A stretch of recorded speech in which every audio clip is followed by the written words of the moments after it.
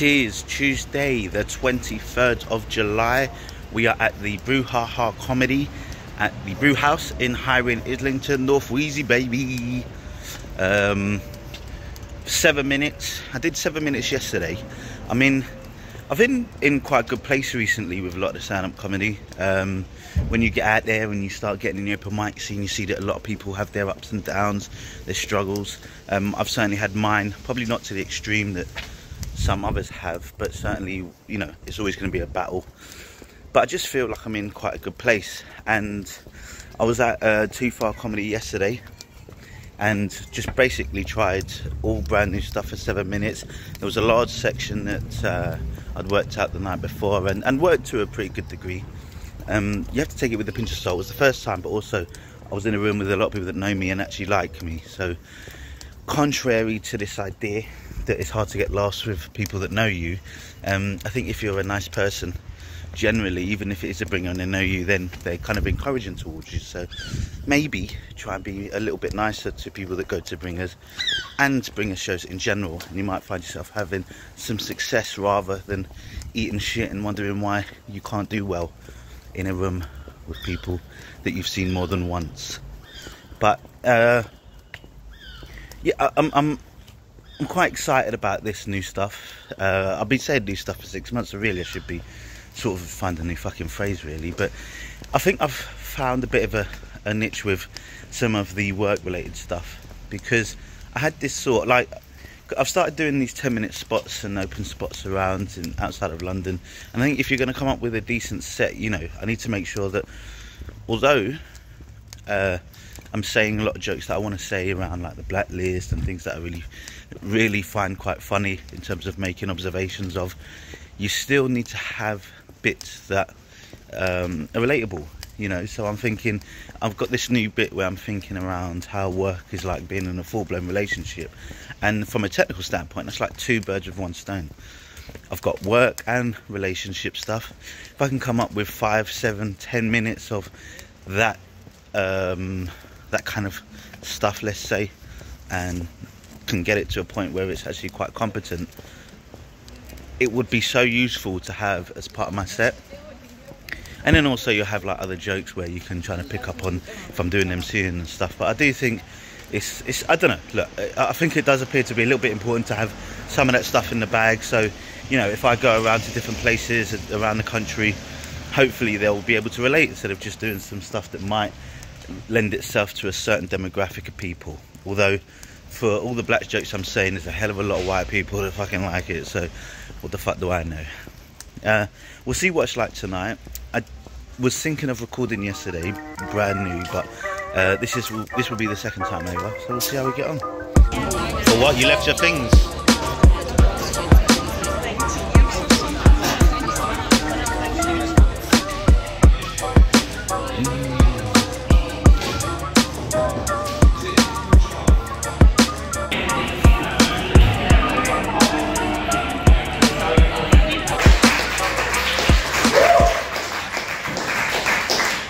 Hello people, you alright? Yeah. Yes, my name is Chris Alley. Happy to be, you look happy to be here, smiling. Yeah, that was fun to watch. My name is Chris Alley. I've been doing stand-up comedy just over 2 years, right? You know, which is crazy to think, because back then, you know, thinking about it, actually, it's been going alright, it's been going really well. I've been getting some good feedback here and there. Obviously not here, but you know, some other places where people like me. But something about me is I work for the NHS. Yeah, that was a lie. No. I did get a new job recently though, which is good for me. I've got 4 now. Comedy does not pay. Or crime. You know, that's a story for another day, which is November 17th, my court date. The thing is, like when you get a new job, like, they always put you on all these fucking trainings, right? And I never really understand, but you know, there's a few that are quite interesting, right? Like the anti-bullying training, right? I thought that was quite interesting. Really eye-opening stuff, you know, because like where I come from, you know, the streets, you know, bullying was like putting hands on people, you know, getting physical and stuff. But actually, apparently, you can do psychological bullying too. You know, really eye-opening stuff.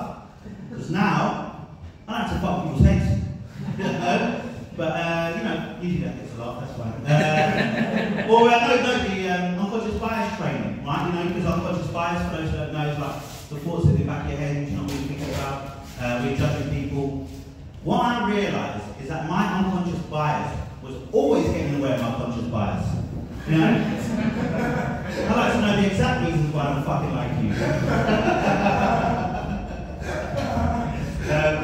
It made me think, I remember this, I went on this date years ago with this girl, and it was going really well, and I really liked her, but I decided to call it off because I really liked sports and she wasn't. Right? But what I realised actually from my conscious bias is the reason I called it off because on our first date, you know that gunk at the side of your mouth? Oh. Yeah, she had all of that. I'm like, fucking sort it out, man. You know what I mean? I put my best video on. Come on, man. At least make an effort. Yeah. But I'm 36 now, right? You know, hold your applause. But you know, like I've got a good career, which is great. I've got a good partner. What I've realised recently is that work is really like getting into a full-blown relationship with someone. Do you know what I mean? Like, except the only real difference is my mum actually approves of my work. You know. It's funny but it's true. And all like getting a bonus is like getting a blowjob, you know. I only get it once a year. If I'm a good boy. But it is though, like the first date is like the interview, isn't it? You know, like the first interview for a job. Instead of trying to find out anything about you, like what brought you there, you know, like on a date, they kind of say, like, you here, you know, something serious, something playful. At a job, it's like, you know, why do you want this job? You know, probably enough is the answer for both things. The pussy. No. Yeah, that was the line I chose. Or, you know, how long was your last job? You know, you kind of like 4 years, but the last 6 months on and off. Something like that. Something about relationship and jokes and on and on. It'll be funny in the future. Not right now. There's evidence like this room.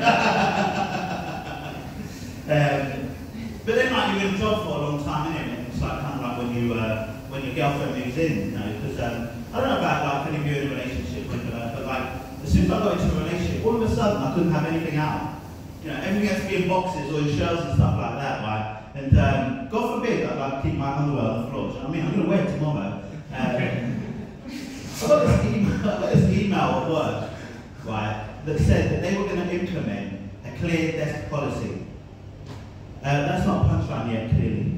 But there's something there, isn't it? There's a link between clear desk and, yes, thank you. I need that validation right now. Yeah, very good stuff. I tell people, like, when I got a job though, right, they have, like, in my job, they have a really strong diversity and inclusion strategy, right, which basically tells me that I've got the job because I'm black. You know, it's true though, isn't it? It's true, isn't it? That's because that's what it's like, right? And the reason I know I got the job because I'm black, because when I actually turned up to the interview, right, the interviewers, I turned up late, you know, and the interviewer was like, "You got what we need."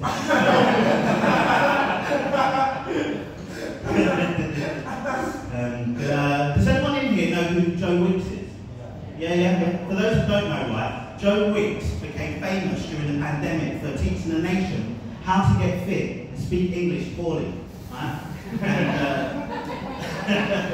he got into some trouble recently, right, because he put out this tweet saying that the reason there's a rise in ADHD in young kids is because of processed food, which obviously you know is absolute nonsense, you know, isn't it? Because it was the COVID vaccine.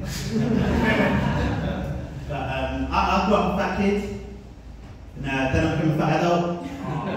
I'll be honest, I did not see that coming. But when you're a fat kid, right, all the people tell you is that you'll grow out of it. Fuck off, grow out of it. I'll grow around it. You know what I mean? Like when I tell people how much I weigh, they're like, "Oh, you carry it well." What does that even mean? You know? That's not what you tell a camel. Not a human being. But, you know, I lost some weight recently, and then the thing is, like, when I tell people I'm fat, they always tell me I'm not. Like, they say, "Oh, Chris, you're not really fat." Like, do you guys think I'm fat? Yeah. No. Thank you. Piece of shit. Racism. Like, no, because, like, the thing is, like, I think that's the worst level of fat to be. where no one notices, you know? Because I want to be seen as fat, right? Because things like being late, you know? Because as a black person, when you're late, you get worried that people are going to judge you for being late because you're black. When you're fat and late, people understand. Why are you holding your head in shame?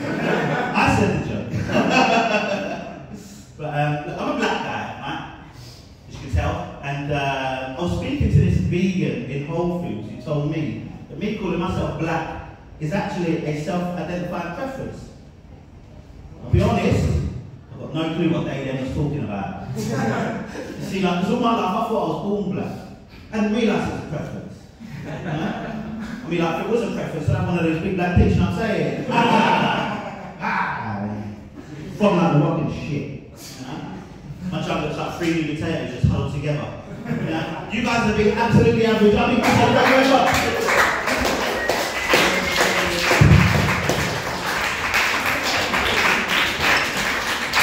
Is that everyone?